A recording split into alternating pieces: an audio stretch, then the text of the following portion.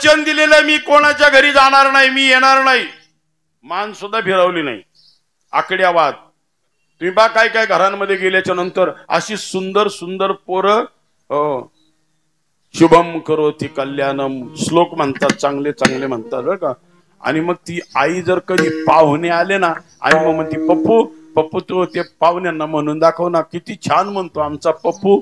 ते याला इतका आकड्यावाद होतो ती म्हणतच नाही. मग ते त्याला आई एवढा आकड्यावाद होतो, मग त्याला चॉकलेट द्या, काही द्या, काही द्या, पण ते म्हणत नाही, आकड्यावाद.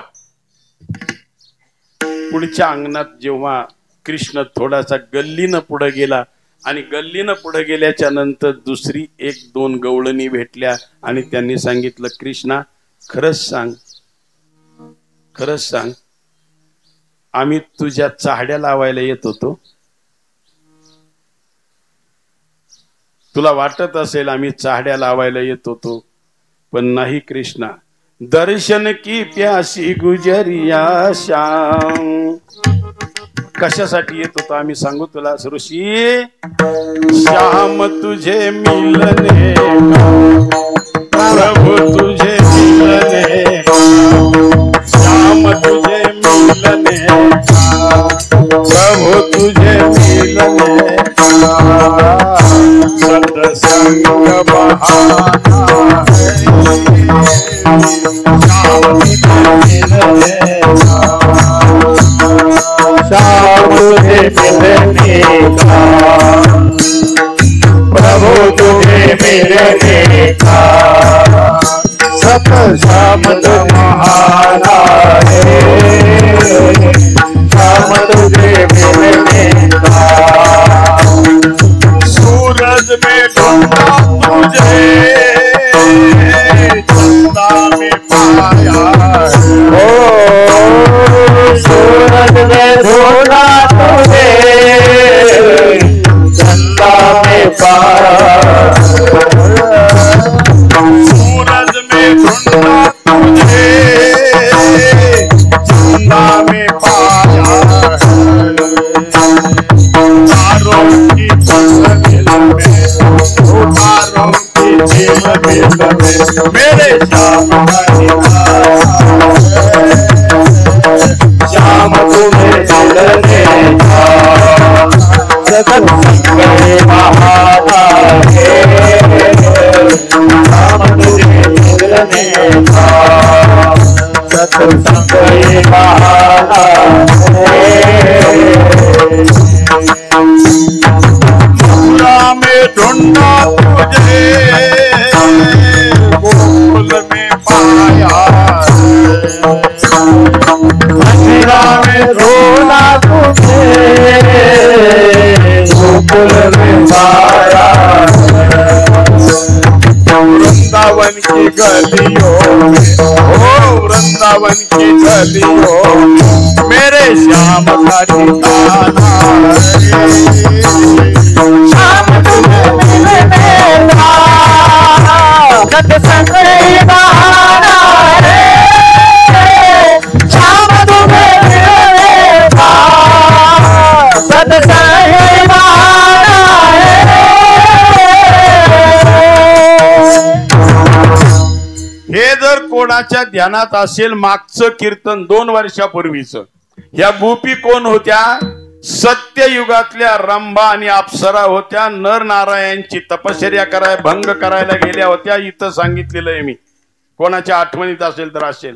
आणि यांनाच सांगितलेलं होतं का या जन्मामध्ये माझं बुकिंग झालेलं आहे. मी रात्रीचं बुकिंग सांगितलं ना, सांगितलं ना.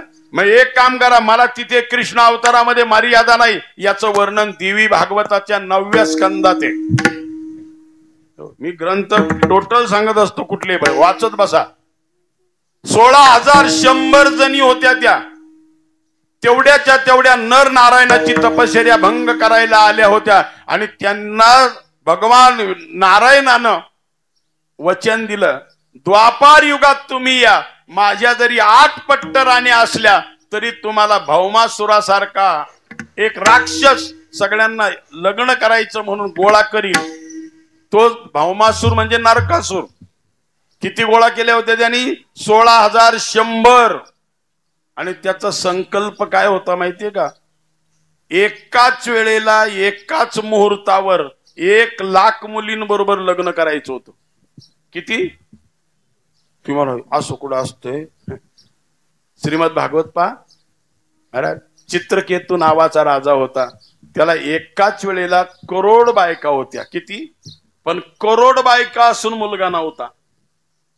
मला अजून हे देवाचे काय कळलं नाही कुणास ठाऊक महाराज. हो, प्रभू हा खेळ दुनियेचा कशाला सांग केलाशी. हो, जिथं खायला संध्याकाळची पंचायत नाही तिथं अर्धा डझन दिल्यात आणि जिथं खायला भरपूर आहे तिथं. हो, प्रभू हा खेळ दुनियेचा कशाला सांग केलाशी. अरे कळ लागली का रे? मग कळ नसले लागली असले तर उभं राहायचं, त्याला काय टाळ घेऊन. विठाला विठाला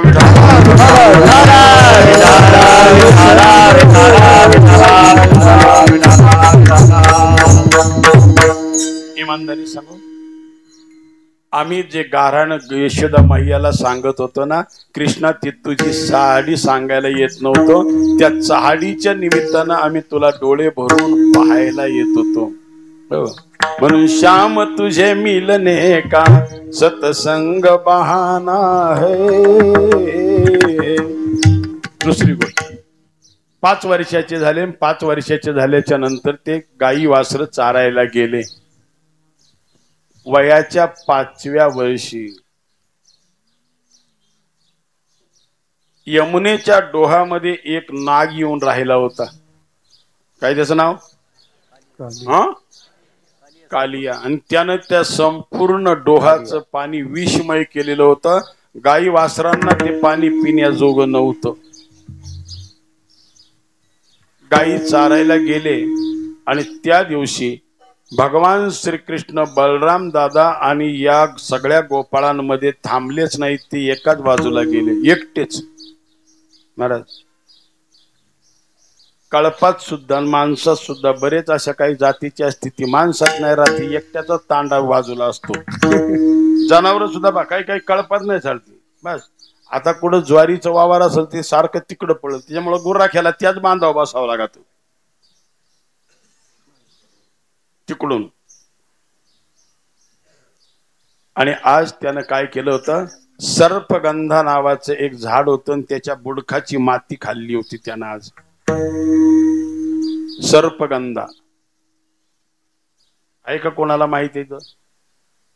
डोंगराला असलं तर भीमाशंकरला असेल, 100% असेल, पण माहित कोणाला आहे? त्या झाडाच्या बुंद्याची माती खाल्ली किसन महाराज तर आज कसलाही सर्प चावू द्या, विष बाधा होऊ द्या, ते विष उतरतं. आणि भगवान श्रीकृष्णानं का खाल्ली होती हे गेल्या वर्षी मी मागं सांगितलंय. मी दळलेलं परत कधी दळत नाही. त्यानं जेव्हा तो गोकुळात निघाला होता तेव्हा त्याला धरणी माता स्वागताला आली होती मळवट भरून. हे मी गेल्या वर्षी सांगितलेलं आहे. आणि तिला वचन दिलं होतं का मागच्या जन्मामध्ये तू माझा जावई होता, मी तुझी सासू होते. अलग लक्षात. धरणी माता सीतामाई ही धरणीची पोरगी आहे, ती रामाला दिली होती. तोच रामाचा अवतार कृष्णाचा आहे.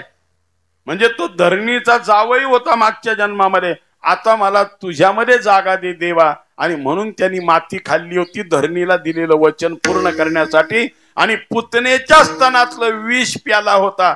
कदाचित मला काही दिवसानं ते विष बाधक होऊ नये. जसं आता एखाद्याला गंजलेला पत्रा वगैरे जर लागला तर डॉक्टर सांगते तुम्हाला इंजेक्शन घ्यावं लागेल. कोणतं? कारण तो कधी होऊ शकतो. मला ते बाधक होऊ नये. त्या झाडाच्या बुंद्याची माती त्यानं खाल्ली. त्या दिवशी दशम्या खाल्ल्या नाहीत. आणि संध्याकाळच्या वेळेला दशम्या त्याच्या वाट्याच्या घरी गेल्या. आणि त्या घरी गेल्याच्या नंतर यशोदा मैयाने विचारलं, बलराम दादा या दशम्या घरी कशा काय आल्या? आई आज कृष्ण जेवलाच नाही. का बरं? त्याला दिवसभर उपाशी ठेवला तुम्ही? म्हणलं आम्ही ठेवला नाही. आमचं काही कोणाचं भांडण झालेलं नाही. तो जर दिवसभर आमच्यात थांबलाच नाही तर आम्ही काय त्याच्या मागे दशम्या घेऊन पळायचं? आणि मग कृष्णाला जवळ बोलवला. कृष्णा इकडे, आज का दशम्या खाल्ल्या नाहीस तू? जेवला का नाहीस? भूक नाही लागली तुला? आई खरंच मला भूक नाही लागली. बलराम दादा इकडून लगेच म्हणाला त्याला कशी भूक लागेल, त्याला कशी भूक लागेल, दिवसभर माती खात होता, दिवसभर माती खात होता. हो, दुसऱ्या पोराची चाढी लावायला दुसरं पोर लवकर तयार असतं महाराज. बर, त्याला रट्ट कसं बसतील एवढंच फक्त दुसऱ्याचा इरादा असतो. घरातल्या घरात महाराज हे समीकरण प्रेमाचं फार वेगळं आहे. घरातल्या घरात ऐकून त्याला रट्ट मिळालं पाहिजे हे त्याला बरोबर वाटतंय, पण शाळेत असू द्या आणि दुसऱ्या एखाद्या पोराची त्याची कळू होऊ द्या, मग कसं ते जातात हे पाहते. माझ्या भावाला मारितो, माझ्या भावाला मारितो. आमच्या वर्गात एक पोरग होतं महाराज, आणि त्याच्या हातात ते चांदीचं कडं होतं. चांदीचं आठवतं का तुम्हाला कोणाला? कडं भला असं मोठं असायचं कडं महाराज. त्याच्या कोणीच नादी लागत नसायचं, कारण ज्याच्या नादी लागन ते असंच हाणायचं डोक्यात. बरं, ते असं पक्क लागायचं, कोणीच लागत नसायचं. आई त्यानं बघ दिवसभर त्याला माती खाल्लेली आहे, बघ अजून त्याच्या तोंडात माती असल. इकडे इकडे इकडे कृष्णा इकडे कान पकडला, आकर आकर आकर, आणि आ केलं.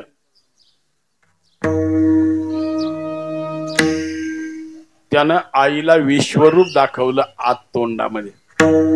महाराज याच्यातला अर्थ नीट समजून घ्या. तिनं सांगितलं तोंड बंद कर, तोंड बंद कर, तोंड बंद. आई बघ ना, तोंड बंद कर. आपल्या जुंदरी भाषेत थोबाड बंद कर.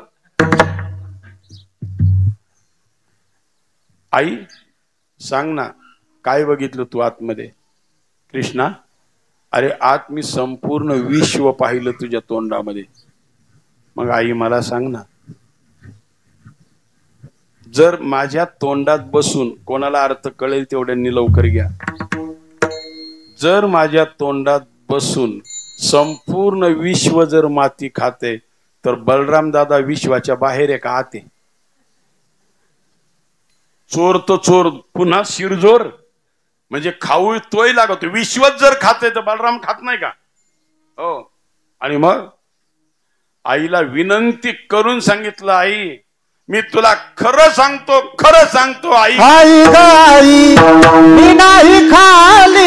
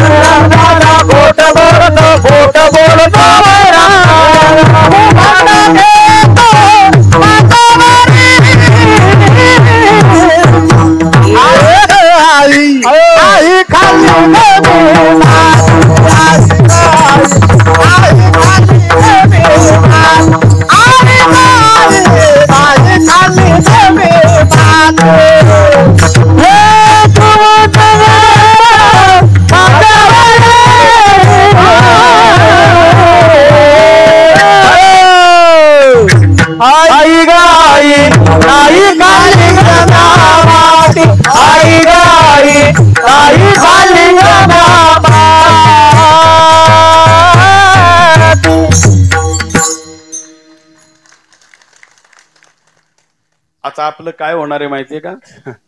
जिंदगी गुजर गई जब जीने का ढंग आया, क्षमा बुझ गई तब मैफिल ने रंग लाया. है ना? त्या जुन्या रेल्वेच्या इंजिनासारखं होणार आहे आता. ते लवकर तापत नव्हतं, ते तापायला आणि स्पीड घ्यायला आणि ठेशेन यायला. दुसरं काय होणार आहे आता? आई ग आई नाही खाल्ली ग मी माती, बळीराम दादा हो बळीराम दादा, बळीराम दादा खोट बोलतो बळीराम दादा, कुभांड घेतो मजवरी, आई गाई नाही खाल्ली गमी माती. तरी पण बळीराम दादा म्हणला आई बघ अजून त्याच्या तोंडात माती असेल. मुख पसरोनी दावी मातेला, मुख पसरोनी दावी मातेला, विश्वरूप तयामधी, आई गाई नाही खाल्ली गमी माती, आई गाई नाही खाल्ली गमी. आई हल्लाबाद दादा महाराज, यशोदा मैयानी कन्हैयाला त्या दिवशी छडीनं मारलंय, त्याच कारण नीट समजा. बस मारला त्याला. दादा लबाडे तो खोटार नाही, मी त्याच्याबरोबर उद्यापासून गायी चारायला जाणार नाही, खोटं बोलतोय तो. आणि तो असेल तर मी गायी चारायला जाणार नाही. त्याची आक्कड पाहिल्याच्या नंतर बलराम दादा म्हणला आई त्याची जर एवढी आक्कड आहे ना तर त्यालाच जाऊ दे गायी चारायला, मी त्याच्या संग जाणार नाही. नीट आहे का? खेळतो येण्याची खेळावा किसन महाराज. कारण हा आदल्या दिवशी सर्वे करून आला होता. कुठं आला? कालियाचा. त्यांनी मनात विचार केला होता उद्या दादा आपल्या संग नको, मला कालियाला सतून त्याला नाचून बाहेर काढायचं आहे. आणि यदा कदाचित मी जर कालियाला सतवायला गेलो आणि त्याच्याशी जर लढायला जर गेलो तर तो नागाची जाते कालियाची आणि बलराम दादाची जाते नागाची. जर जात जातीला मिळाली तर इलेक्शन अवघड होईल. विठाला विठाला विठाला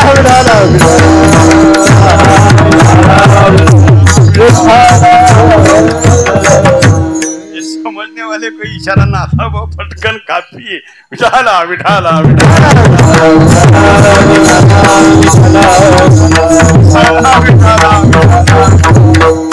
महाराज मी ठरून बोलत नाही, सहज बोलणे. आणि मला बलराम दादा नकोय. बलराम दादाला त्या दिवशी घरी ठेवला आणि भगवान श्रीकृष्ण त्या दिवशी गायी चारायला गेले. आणि पोरांना म्हणले पोरांनो आज नवीन खेळ आणलाय. काय नवीन खेळ आणलायस तू आज? महाराज सुशिक्षित पोरांना मी 50 वेळेला विचारत असतो हा क्रिकेटचा खेळ कुठून आला, कोणत्या देशातून आला? स्नेहा कोण म्हणतो इंग्लंड मधून आला, कोण म्हणतो लंडन मधून आला. अरे ना इंग्लंड ना लंडन, त्या खेळाची जननी भारत आहे. याचं कारण सांगतो. सगळ्यात अगोदर चेंडू फळीचा खेळ जर कोणी विश्वात खेळला असेल तो माझा भगवान श्रीकृष्ण खेळलेला आहे. खेळत होतो चेंडू फळी, खेळत होतो चेंडू फळी, खेळत होतो चेंडू फळी, खेळत होतो चेंडू फळी. गेला यमुना तळी, चेंडू गेला यमुना तळी, चेंडू गेला यमुना तळी, चेंडू गेला यमुना तळी. यशोदे तुझा काना, हे यमुना डोई कुणाला, यशोदे तुझा काना, यमुना डोई कुणाला,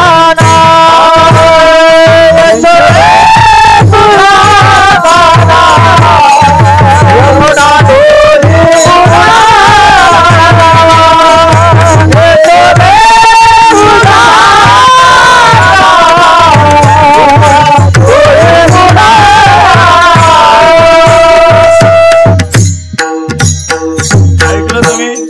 खेळत होतो चेंडू फळी, चेंडू गेला यमुना तळी. कुठे गेला चेंडू? यमुनेच्या निस्ता डोहात नाही गेला, तळात गेला. तुमच्या सगळ्यांच्या घरी सगळ्या प्रकारचे पोरांना खेळायला चेंडू आणले असतील, घरी गेल्यावर बादलीत टाकून तळाला जातो का तरंगतो? चेंडू चेंडू याचा कोणत्या कंपनीचा रबर होता खाली जायला? बरं, दुसरी गोष्ट आहे, आता जे विटी दांडूचा खेळ खेळले असतील, चेंडू फळी खेळले असतील, ज्याच्याकडून इट्टी गबाळात गेली, आणून द्यायची बोली कोणची? खेळले का नाही तुम्ही? इट्टी दांडू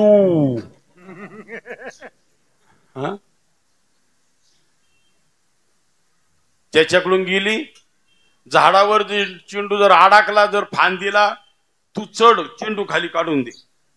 ज्याच्याकडून गेला त्याने काढून द्यायचा. सगळी पोरं म्हणली कृष्णा सगळा खेळ खतम, पैसा हजम म्हणले, चेंडू गेला पाण्यामध्ये, आता खेळ थांबला आपला. कृष्ण म्हणला काळजी नका करू, मी चेंडू आणून देतो, पण सगळ्यांना माहिती होतं डोह विषाचा आहे, त्याच्या वरून जरी पाखरं गेली तरी मरत होती, इतका दाह होता त्याचा.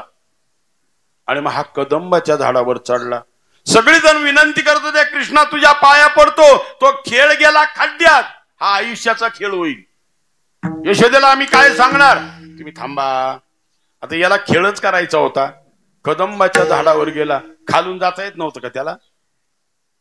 हो, पहिली जुन्या जमान्यातली पोरं 50 फूट विहीर एकदा जर भरलेली असली ना महाराज, ती खाली पायरीवर उतरून खास पोहणारी, पायरीवर उतरून अशी नव्हती अंग गाठी, कुठून टाकायची ती उड्या?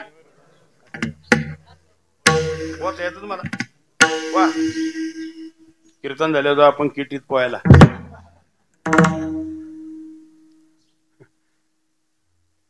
पोहता येते नाही, ती पोहायला शिकलेत आता. ज्ञानेश्वर महाराजांच्या रामायणाच्या कथेतून पोहायला शिकले. इमानदारी सांगू, या नदीच्या आणि विहिरीच्या पाण्यात नाही पोहायला शिकला पाहिजे, म्हणून संसाराच्या या प्रवाहामध्ये पोहायला शिकला पाहिजे महाराज. याच्यातून कसं बाहेर पडता येईल आणि पहिलं तीराला कसं जाता येईल याच्यात पोहून गेला पाहिजे माणूस. हे तर कोणी पोहील, आपल्यापेक्षा बिलाची पोरं जास्त चांगली पोहत्यात का नाही पोहत्यात? विठाला विठाला विठाला.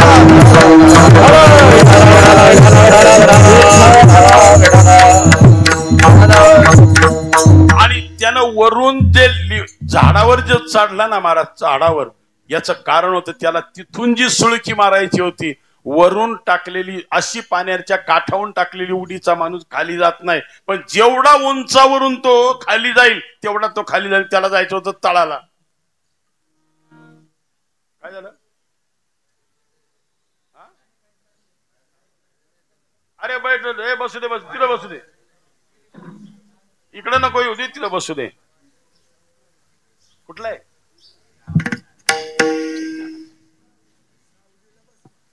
सावलीला बसव त्याला, सावलीला बसव, बसव चालू आहे, बसेल तो, बसेल बसेल. महाराज मी एक तुम्हाला कळकळीने सांगतो, कधी असा वेडा, अपंग किंवा मूक बधीर वगैरे असं जर भेटला ना आयुष्यामध्ये, त्याच्यावर दया करायला शिकत जा, त्याचा तिरस्कार नका करत जात जाऊ. हो, अरे भगवंताची एवढी मोठी सृष्टी आहे, त्या भगवंताच्या सृष्टीमध्ये सुद्धा त्यांनी त्याला स्वीकारलाय आणि त्याला अन्न पाण्या वाचून कधी त्यांनी उपाशी मरू दिला नाही, तर आपण त्याला झटकारायचं काय कारण आहे महाराज? तो त्याची काळजी घेतोय ना. तो बाळा दुधा कोण करीत उत्पत्ती. हो, आणि मी जी सकाळी मुक्ता म्हणत होतो, ही ही ही पितृदोषाची लक्षणं आहे ती महाराज.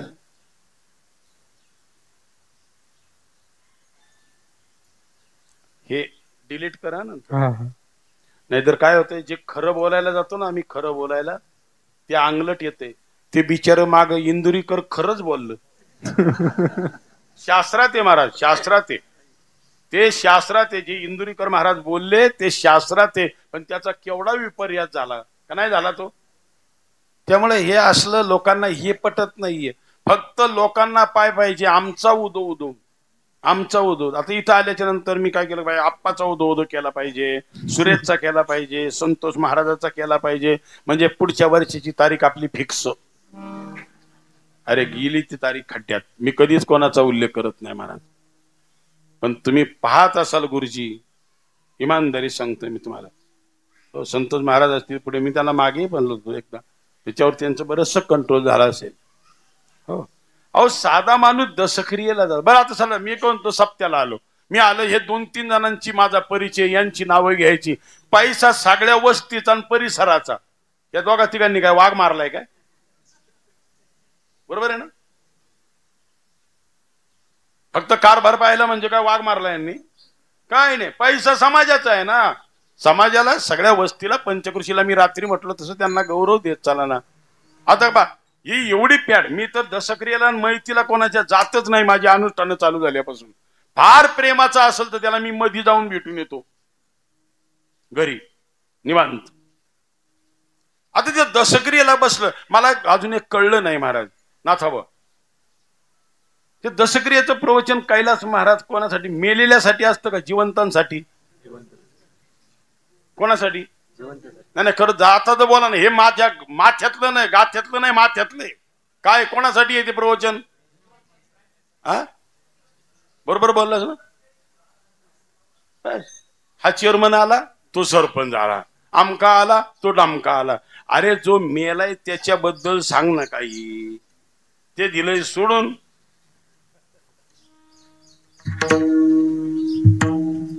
महाराज, मी माझं शब्द तळतळीने कोणाच्या टीके करता बोलत नाही, माझ्या भावना बोलतात. महाराजांचं स्पष्ट प्रमाणे अनेकाची स्तुती आम्हा ब्रह्महत्या आहे ना, प्रमाण आहे का? मी माझ्या मनाने बोलतोय. जो विषय आहे त्या विषयाला सोडून तुम्ही अनेकांची स्तुती जर केवळ आपली तोटपुंजी करत असाल तर आपण ब्रह्महत्येचे, पातकाचे भागीदार आहे. कैलास महाराज प्रमाण आहे का नाही? आहे ना. आणि मग हे यांच्या पाठ्यातच नाही का कोणाच्या?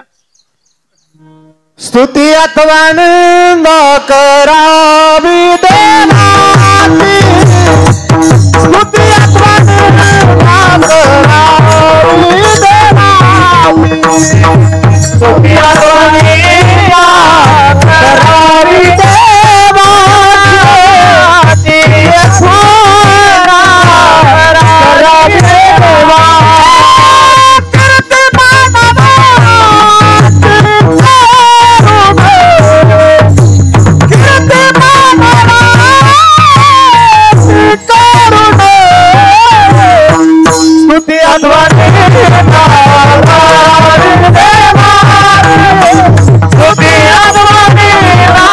करावी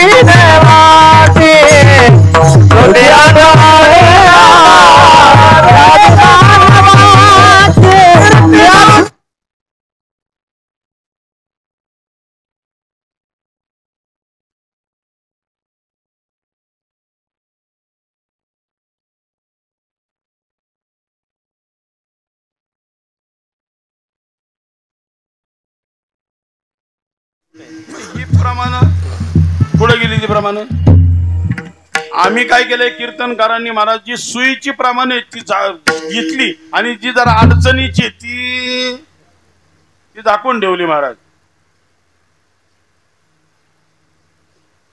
जनरेटरचा आवाज आहे काय? जास्त जवळ ठेवला वाटतं. बरं जाऊ दे आता, आजचे दिवस काय हरकत नाही. विठाला विठाला विठाला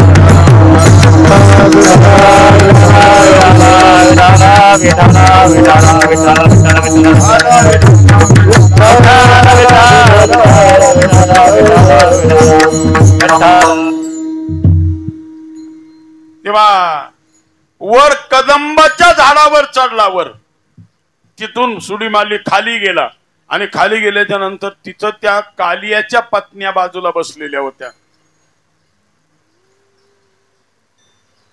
एवढा सुंदर राजस सुकुमार मदनाचा पुतळा, कोणाचं एवढं गोंडस पोरग आले?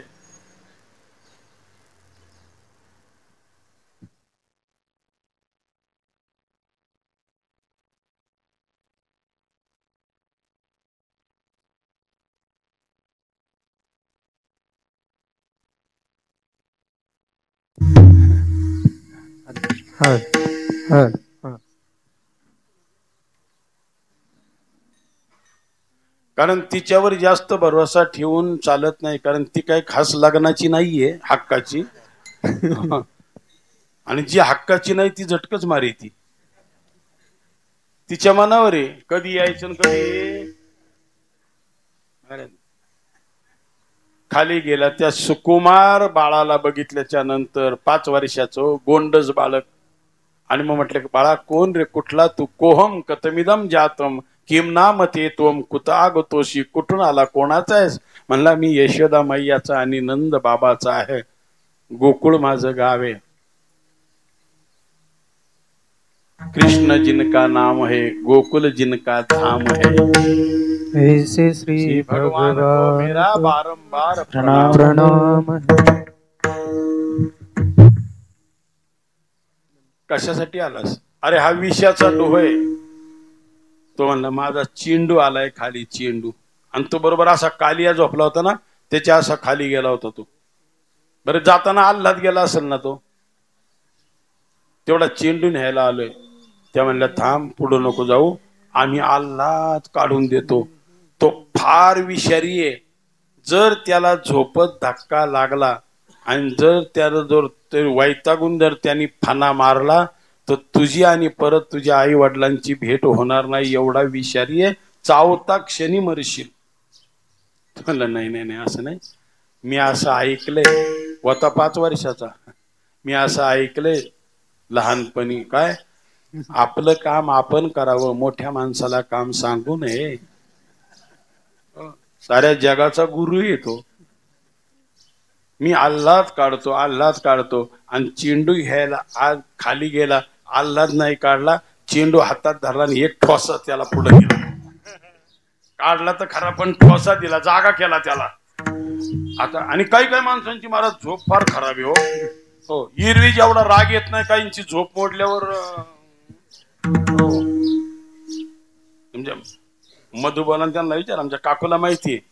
हो, आम्ही एका अनुष्ठानाला होतो, संध्याकाळची शिवरात्रीची पूजा होती, 11 वाजता उठवायचं, आणि ते शेठ झोपले, त्याचे बायको त्याची पोरं सुद्धा म्हणली अहो पूजेला. मी आवरा लवकर, सोळी घाला, लवकर निघायचे, 12 वाजत आलेत आपले. ते म्हणले महाराज आम्हाला काही काम सांगा, पण आता त्यांना उठवायचं आमच्या बापाच्यानी जमणार नाही, आणि जो उठवायला जाईन तो रट्टच खाणार म्हणले.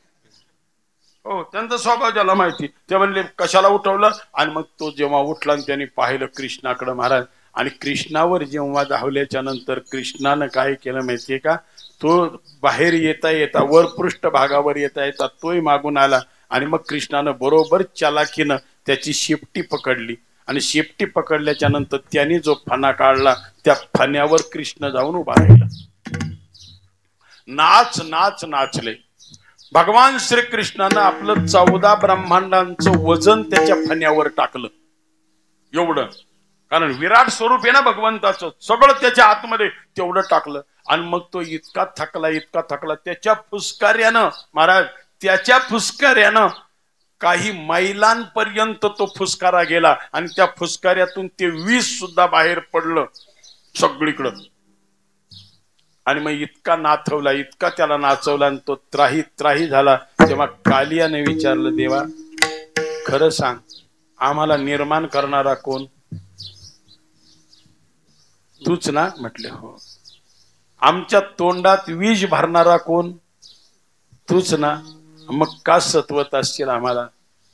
अरे पण तुझी जागा रमणद्वीपाला आहे, तू इकडं का आलास? इथं माझ्या गायी गोपाळ इथं पाणी प्यायला मुश्किल झालेलं आहे, पाणी पितात तर ते मरतात, पक्षी वरून गेले तरी मरतात. तो म्हणला तिथं तुझा गरुड आम्हाला मारतो म्हणून मी इकडं आलोय. कालिया, जगाच्या नजरेतून फक्त मी तुला सतवलेला दिसल आज, पण मी तुझ्या डोक्यावर एवढं वजन टाकून जे नाचलोय त्याचं कारण आहे माझ्या पायाची जी पदचिन्ह आहेत ना, ही सगळी तुझ्या आज फण्यावर उमटलीत वरून. तू आता रमणद्वीपाला तुझ्या बायकांसकट जा. माझा गरुडापासून जर तुला भीती आहे, गरुड माझं वाहन आहे, माझी चरण कमल तुझ्या फण्यावर वर जी उमटलीत, जिथे माझी चरण चिन्ह आहेत तिथे तो प्रेम करतो, तिथं वैर करत नाही. याच्या पुढे तुला गरुड कधीही खाणारही नाही, मारणार नाही. आणि मग भगवंतानं त्या ठिकाणी त्याने भगवंताची क्षमा मागितली, आणि भगवंताने त्याला रमणद्वीपाला काढून दिला. वयाच्या 5व्या वर्षी, वयाच्या 6व्या वर्षी कात्यायनी व्रत करायला काही गोपी गेल्या. जशी यमुना आणि वेदवती तपश्चर्येला बसली तशा, आणि त्याच यमुनेच्या डोहामध्ये या स्नानाला जायच्या घरच्यांना न विचारता आणि तिथं गेल्यावर चुरून चुरून त्या आंघोळी करायच्या, पण वस्त्र नेत नव्हत्या. आहे ती वस्त्र काढून ठेवायची आणि स्नान करायच्या. भगवान श्रीकृष्णाला पती करण्यासाठी, पती मिळावा म्हणून महाराज. आणि मग हे भगवान श्रीकृष्णाच्या जेव्हा लक्षात आलं का या सगळ्या गोपी मला पती करून घेण्यासाठी, प्राप्त करण्यासाठी कात्यायनी व्रत करतात आणि या यमुनेच्या डोहामध्ये नग्न अवस्थेमध्ये या आंघोळ्या करतात. आणि म्हणून भगवान श्रीकृष्ण गेले एक दिवस यांचं व्रत दूषित होऊ नये. लक्षात ठेवा, सगळी माणसं व्रत करतात, पण ते व्रत व्रताच्या पद्धतीने जर केलं तर त्याचं फळ मिळतं, नाहीतर फळ मिळत. आता दुसरी गोष्ट, 11:30 वाजले. राहिलेलं काल्याचं एकदम पुढच्या वर्षी आपल्याला काय पाहिजे ना भांडवल, का सगळे एकदम खपून काय करायचे. तुम्ही मार्गशीर्ष महिन्यामध्ये आपल्या इकडच्या बाया सगळ्या गुरुवार करतात की नाही? करतात की नाही? खरं सांगा, काय ते महालक्ष्मीचं व्रत ना? इमानदारी सांगा, दर गुरुवारी करते बरं का. किती जणांना फायदा झाला? टमाटाचे भाव वाढले का, कांद्याचे वाढले का, कशाचे वाढले? वाढले. फायदा झाला का कधी? याचं कारण सांगतो मी तुम्हाला. करू नये या मताचा मी नाही. आता समजा इथं स्लॅब टाकायचं आहे, भक्त निवासाचं काम चालू आहे, बरोबर आहे ना? आणि तुम्हाला आता तुमच्या घरी जरी पैसे असतील आणि जरी आता संतोष महाराज, आप्पा वगैरे, सुरेश ही मंडळी जर आली आणि म्हणले काकी जरा एक 5-10 हजार रुपये द्या, घरात पैसे आहेत आणि ते तर धामणीला गेलेले आहेत. इमानदारी सांगा, खरंच तुम्ही त्यांना विचारल्याशिवाय घरातून पैसे द्याल का? तुम्ही काय म्हणाल, थांबा त्यांना येऊ द्या, त्यांना विचारते, त्यांना मी सांगते तुम्हाला पैसे द्यायचे का नाही द्यायचे, मी त्यांना सांगते का परस्पर तुम्ही त्याचे पैसे द्याल? हा, आता जी कारभारी नेती दिलंय बी त्याचं काही जिद चालत नाही तो. हा, काही बाया म्हणतात ना आम्हाला घरी गेल्यावर गुरुजी, अहो हे ना आमचे, यांना काही कळतच नाही हो, यांना काही कळतच नाही, मी आहे म्हणून यांना काही कळतच नाही. मी तिला सांगत असतो त्याला जर काही कळतच नाही तर राहिली कशाला? ज्याला कळत आहे त्याच्याकडे जा ना. काय विचित्र, महिलांनी थोडस तोंड सांभाळून बोलवलं. आता काही घरांमध्ये गेलो का बरं, आता ते मला एक तर त्या पायाचं दुखणं, लोकांची 2-2, 3-3 मजल्याची घरं, बरं तिथं गेल्याच्या नंतर आता काल परवा सुद्धा मी म्हणलं ना त्याशी येताना आपण कुठं चाललो होतो परवा दिवशी कीर्तनाला, हो नाही ते म्हणले बंगला बघायलाच चला. अहो म्हणलं बघितला बाहेरून, नाही म्हणले जरा आतून बघा. आता मला काय राहायचे का सोयरी करायची, पोर द्यायची का करायची, काहीच नाही महाराज. हो, रामकरला विचारा तुम्ही. नाही म्हणले चालत. बरं खालचा बघितला, आता खालचा म्हणजे वरचा तसंच असेल का नाही माझला, नाही जरा वरच्या मजल्यावर बरं गेलं. आणि मग काय बाया म्हणतात ना, घरभरणी वगैरे जर झाली ना, म्हणतात हा महाराज ते समोरचं सफार आहे ना त्याच्यात 25 वर्ष राहिलं, माझं लगीन झालं ना तेव्हा मी तिथं चालते. हे सगळं बंगला बिंगला हे सगळं झालं ना, हे सासूच्या काळात काही नव्हतं, सासूचं काही नाही. ही भांडी, फ्रीज, टीव्ही मोठा किती सेंटीमीटरचा असतो काय मला माहित नाही, तो ते एवढं सगळं सासूच्या काळातलं काही नाही, सगळं माझ्याकडं. तिचं ऐकून घेतो आम्ही कधी कधी. मग एकीला मला नाही राहवलं, मी तिला म्हणलं वहिनी, म्हणलं काय आता म्हणतो असतो त्याला वहिनी वगैरे, कुठं ताई, म्हणलं ताई खरंच सांगा ना, म्हणलं याच्यात बंगल्यात सगळं तुमच्या कष्टाचं आहे, सासूचं काहीच नाही. म्हणली अजिबात नाही, मी आले तेव्हा फक्त 2 ताटल्या, 2 भोगली, 2 तांबे होतं. इमानदारीत सांगू, मी तिला इमानदारीत म्हटलं ताई खरं सांग ना, याच्यात सासूचं काही नाही, हे तू सांगितलं हे मला सगळं पटतंय, पण ज्याच्यामुळं तू या घरात आली तो तर सासूचा असेल. नाही कळलं काही का? तोही खिंडीतून आणला होता. विठाला विठाला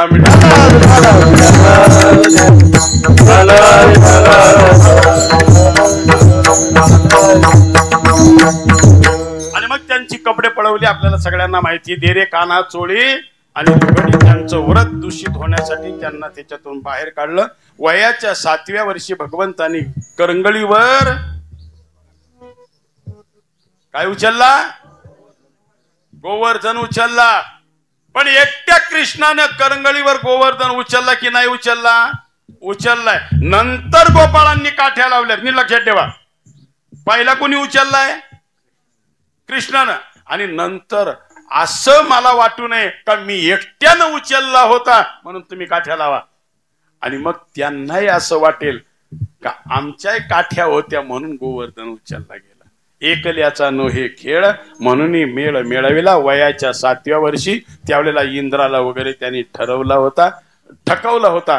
आणि महाराज असा तो गोवर्धन आपल्याला आज सुद्धा या ठिकाणी या कार्यक्रमाच्या माध्यमातून एकल्याचा नोहे खेळ म्हणून मेळ मिळविला सांगतो. काय करायचंय? एकदा मोठ्या प्रेमानं विठोबा रखुमाई भजन. विठोबा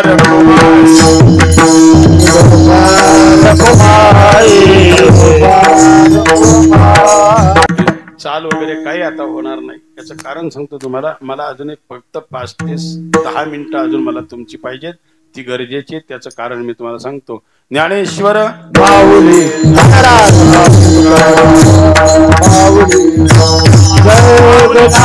माऊली महाराज माऊली